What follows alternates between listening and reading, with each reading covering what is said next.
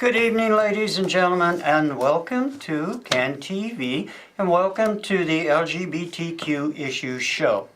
I want to remind everybody that we are interactive, and if you have any questions or comments, you're invited to call us at 312-738-1060. Okay? And the number's at the bottom of the screen, like right here, there we go. Okay, I lost my little ball that jumps up and down. Anyway, our guest tonight is Reverend Greg Milliken, and thank you very much for coming. Okay. Thank you, Jackie. I met Reverend Milliken at the Mokina Pride Fest. Mokina yeah. Pride Fest last month, and during the Pride Fest, he gave a little talk in the middle of the show that I was very impressed with, and I wanted to have him come and talk with all of you out there. First thing though, I must tell you that we are brought to you by the Civil Rights Agenda. The Civil Rights Agenda is located at 2129 Northwestern Avenue, Chicago, Illinois, and our phone is 773-235-8852. If you're interested in volunteering or helping in any way, shape, or form, they would love to hear from you. Okay? All right. So, we take care of that. Reverend Milliken is from the Episcopal Church, and which one? Grace in New Lenox. Grace in New Lenox. And based on what he said at the Pride Fest, I wanted him to come on and kind of so we can talk some about religion and the LGBTQIA community. Okay? There is one news story I want to share with everybody. I thought it was kind of cute myself.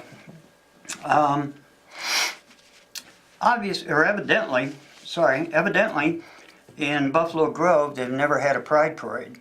So there is a 12-year-old transgender girl who has been working very hard with her parents and with other people in Buffalo Grove to petition to have a pride parade next year. And from what I read, they're all very excited about the fact that Buffalo Grove officials are in total support of the program. And that's great if we can get more municipalities, counties, states, whatever the case, we can maybe make some inroads to some of the problems that we have. Okay? But it's taken a step-by-step basis. Everybody knows, of course, that we still have 30 states out there, 60% of our states in this country, that do not have any protection for transgenders, unlike Illinois, California, and New York, which does. Okay? So that means in those 30 states, somebody can be fired just for being transgender, regardless of how well their work record is. Okay? Which leads me into, I think, one of the problems is you've got so many states that are really deeply involved in a religious belief that counters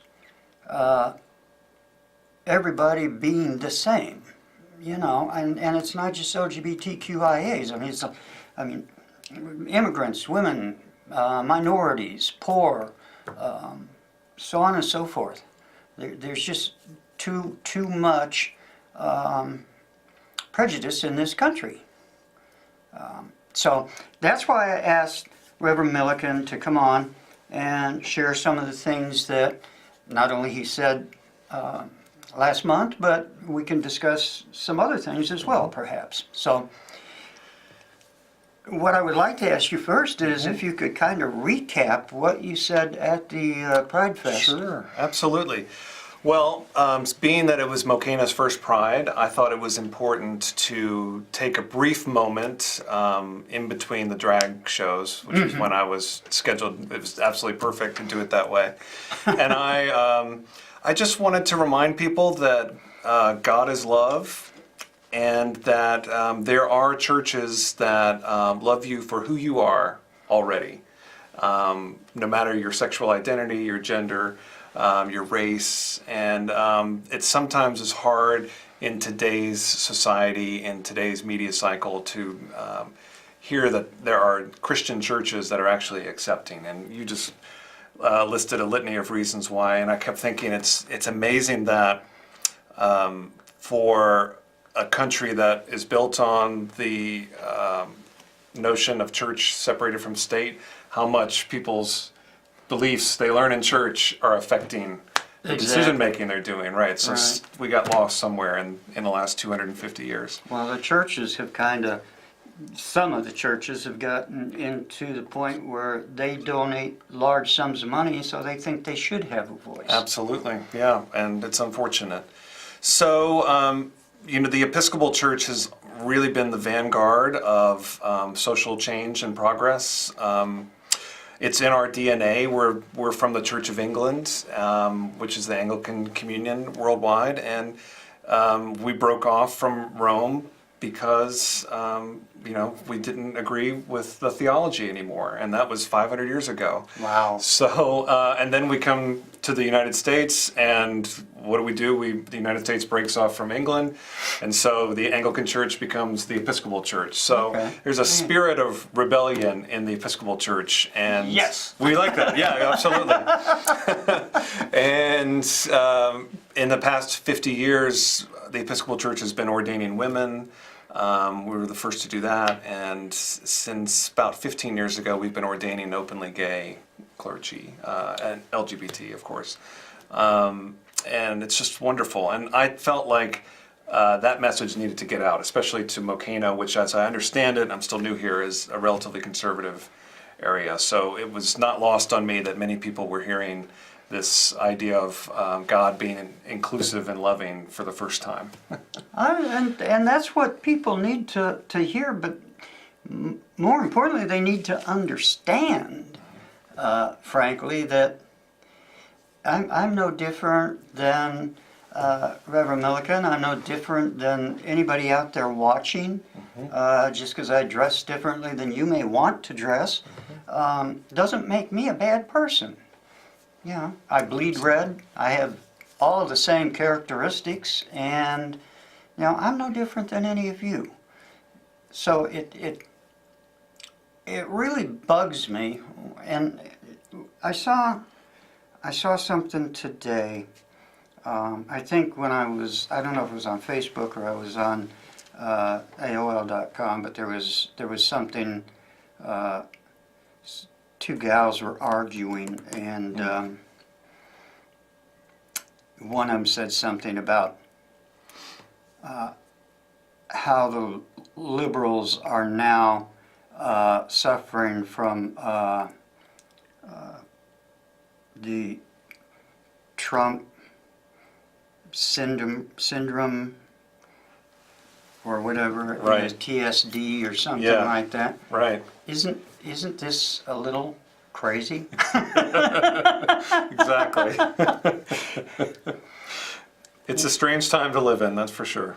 What can we do, especially the trans community, the LGBT community, the intersex community, the gender fluid community, so on and so forth? What, as a community or group, can we do to show people that we're not different? My kind of governing philosophy about that pertains to my own sexuality. I'm openly bisexual. I have a husband, and my feeling is that if you just let people get to know us, that will change their hearts and their minds. And as opposed to, say, wagging a finger and telling somebody they're wrong or on the Right. wrong side of Right. history. It may be true, but that's not a way to get somebody on your side. And we need to be more present, more vocal. The first thing we need to do is vote. And we have anybody that's absolutely. eligible to vote has no reason not voting. And if you didn't vote in 2016, I don't know how you think you have a right to protest now. Where were you then?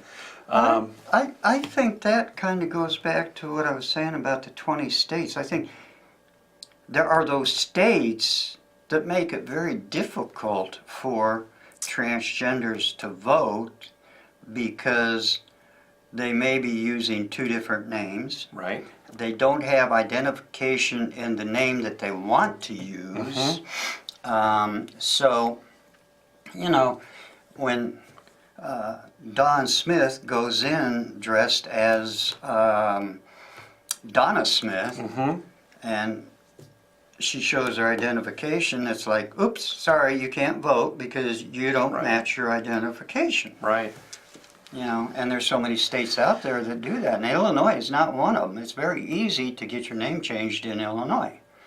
It's amazing. So that's one of the things is just the states will not give any quarter to those that have some obstacles. And to me, the root of that is xenophobia. The xenophobia being the fear of the other. And that's been prevalent in human society from the very beginning, is when you're afraid of something that's different than you, or someone that's different than Right. you. And that affects, right now, immigration crisis. It affects LGBT rights or lack thereof as well. And they don't understand. That's why I said they need to spend time with people of the LGBT community, because then you realize, oh wow, two men are just like my wife and I. Right. Who knew?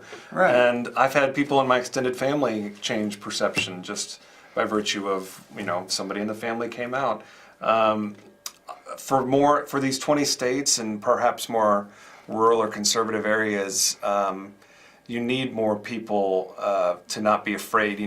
We tend to segregate, kind of go into big cities, and I think you need to feel like you have a right to move to those rural areas, those conservative areas. And Grace, New Lenox is a great example because it's a conservative area. I'd probably put it on the Second Amendment conservative than anything. But socially, I think they've got it pretty much figured out. In the Episcopal Church, they call priests. So I wasn't placed like in the Methodist Church or like in the Right, Catholic right. Church.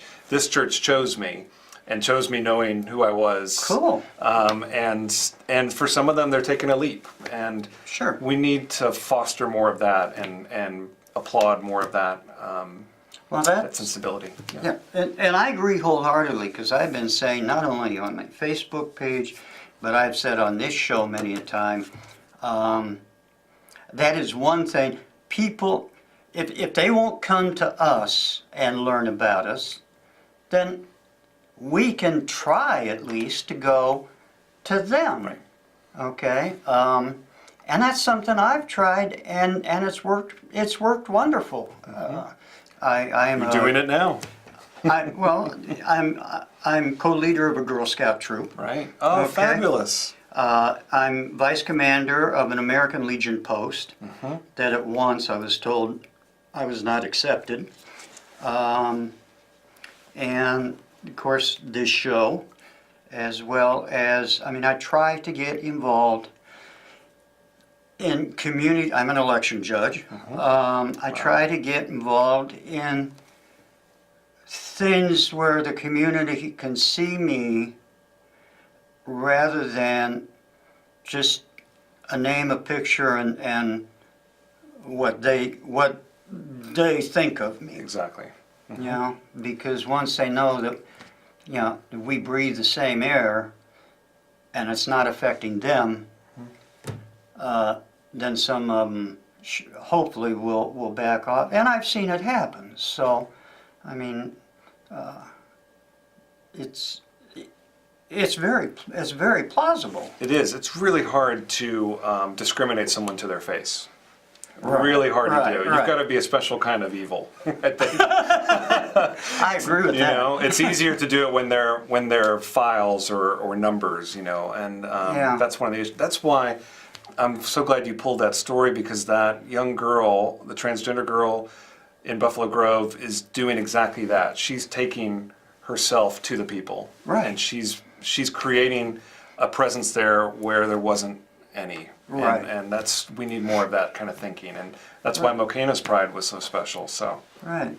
And people like Jazz Jennings, and more importantly, Jazz Jennings' parents that can support the fact that you can accept your child for something other than you first. And that doesn't mean there isn't a mourning period. There certainly is. You know, any parent's going to mourn the loss one way or another of a child. But if they also are open-minded and have the ability to sit down and talk with that child and really listen right.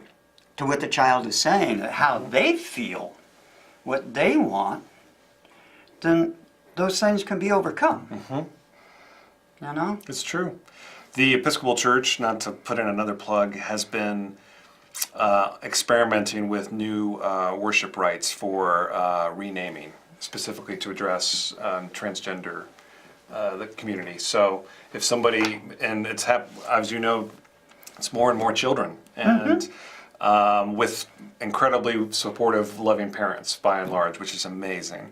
And you know, as they tend to become more a part of our church communities, and they want to have a ceremony that marks a rite. It's almost like a bar mitzvah or a bat mitzvah in many ways. Oh, cool. That kind of seeds of the same thing. So we're still experimenting with those rites, but you know, it's amazing. It's an exciting time to live in, which is funny because 20 minutes ago I said it was a weird time to live in with all the policies lately. Right. Well, It's good and bad. politics have really kind of messed up Absolutely. our direction there for, I mean, under President Obama, he was, well, President Obama was the first president to ever mention the transgender community or ever talked up for the LGBTQ community.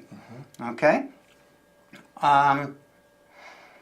And his executive orders, you know, helped a lot of people as far as the Title VII, Title IX, and his executive order for contractors of the U.S.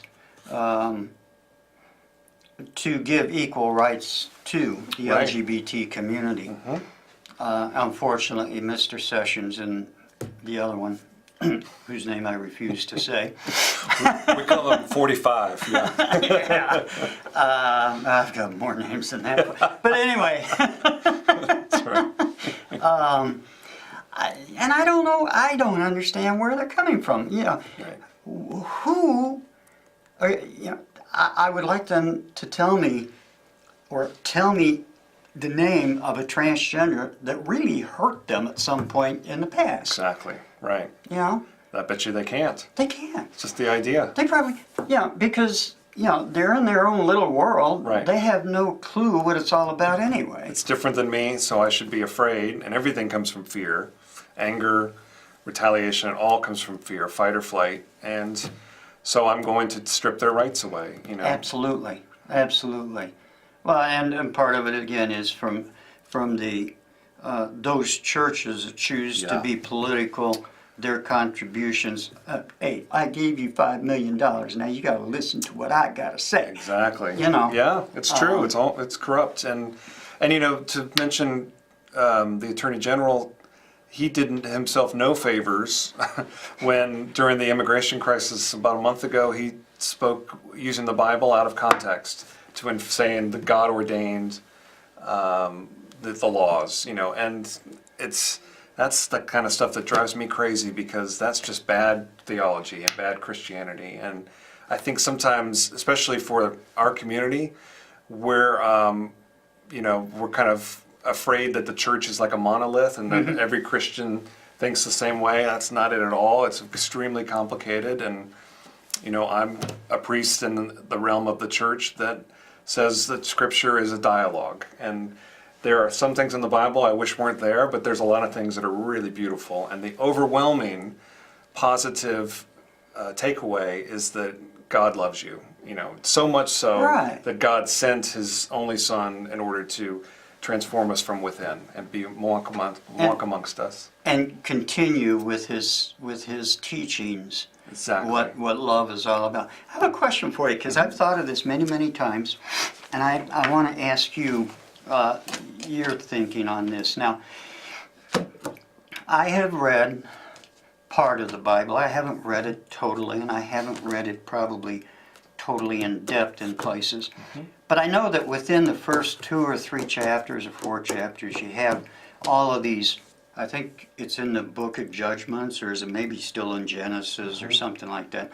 But in the first few chapters, there's this stuff about, women can't wear men's clothes, men can't wear women's clothes, blah, blah, blah, blah, blah, blah, blah. To me, those are laws that were placed by an individual and not by a spirit. Right. And the reason I say that is because if the story of Moses is absolutely 100% true, and he went up into the mountains and received the 10 Commandments, that is what, to me, God really wants people to do, to live by. Yeah. Not these other things that sound like, some municipality just voted on, we won't let them do this, Absolutely. we won't let them do this and this and this. It's true. I believe you're referring to Leviticus. That could be it. Which I know. is it, and it is. It's a litany of things you should or should not do, and it's usually the book that takes a lot of things out of context, or people use one phrase, and particularly harmful to LGBT community, and that's not helpful, because that's not what Leviticus was there for. It was there for a certain community at a certain time to follow all these rules, and many of them we don't follow to this day. And the joke is that if you touch a football, you're in violation of one of the rules in Leviticus, that you shouldn't touch the skin of a dead pig. So what can you do? If you're going to take one, you got to take them all. And maybe that's why. And to your point about the 10 Commandments and the way that Scripture is a dialogue, that's the Old Testament. And then in the New Testament, Jesus comes in and says, I give you a new commandment, and that's to love one another. And for Christians, that's where we should take our cue. The 10 Commandments are incredibly important, but the life, death, and resurrection of Jesus are paramount. And it was Jesus himself who said, love your neighbor as yourself. And to that point, Jesus never once mentioned LGBT concerns or issues or whatnot. All he said was love one another, and we can do the math. Right. And frankly, he stood up, basically, he stood up for a prostitute. Exactly, yes. When she was being stoned, and he said, stop. Right, right. And let he who has never committed a sin be the first one to throw us. Exactly. And they all kind of, I don't know, I guess that lets me up. Right. And they're on their way. And if you're a young person or a more seasoned person who is going through a lot of difficulty because of your sexuality or your gender, a church should be able to teach you, and mine certainly does, and I will tell you over and over again that you have someone in Jesus of Nazareth who knows what it's like to suffer and be condemned and to be on the fringe of society and to know what it's like because of the sacrifice on the cross. He now knows what it's like to be one of us. And it is truly, I always call it a gospel of the oppressed. And when Jesus says the last shall be first, He's not whistling Dixie. It's the real deal. Right. So anytime you feel like you can't take it or you're marginalized, know that Christ thinks that you're first in line, and loves you unconditionally. Right, right. And that's a message that we have to get. How do we, and a last question, how do we get the other religions to understand this, or to at least look at it and have some dialogue to changing some of their feelings or outlook? Right, and you actually gave the answer right in there, dialogue. The thing that has to happen, the most important thing we can be doing is ecumenism. It's talking to other religions and other and there are some groups and some Christian groups that are all about that, and there's others that prefer to just stay in their own little church and do their own thing. We need more dialogue between religions. We need to understand why people don't believe what we do, and then we need to be able to have a forum where we can say what we believe, and that there's more than one interpretation to Scripture and tradition. That's that fear of change. It's that fear of change, right? It all comes Right. back to that. Right, absolutely. But somehow there's got to be a way to do it. Of course, our current administration doesn't help, Yes, it's true. and the way they're going. And that comes back to voting. The only way we can fix it at this point. And I think that's, and I'm going to be stressing that throughout the rest of the year, because the elections are coming up in November. And, we have to seriously think, do we want somebody at the helm that we can't trust or have no clue as to whether or not he's leading us the right path? I don't think he is. But that's just my opinion. Of course, everybody has one. But we should be able to talk about it in a sane manner. Right. And not be calling each other this, that, or the other thing because we don't agree. That's another thing too. Is I think there's a okay. I'll leave that as it is. And I second it. I couldn't agree more. Sounds Christian to me. Is there anything, do you have any last comments or something that you really want to get out to people? We didn't have any call-ins, which I'm sorry for, but and sometimes Maybe we do answered all their something- questions. Great. Is there anything that you would like to?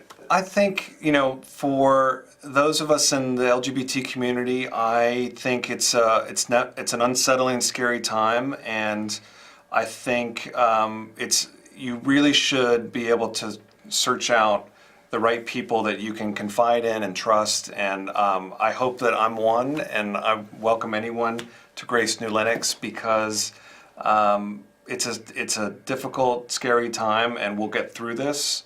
And but know that unconditionally you are loved. You were made this way, and God is absolutely crazy about you, and I can't stress that enough. I believe that. I believe that. Okay, folks, thank you so much for watching and listening, and thank you, Thank you, Reverend Jackie. Milliken, Appreciate for it. Thank you so being with much. us Thank today.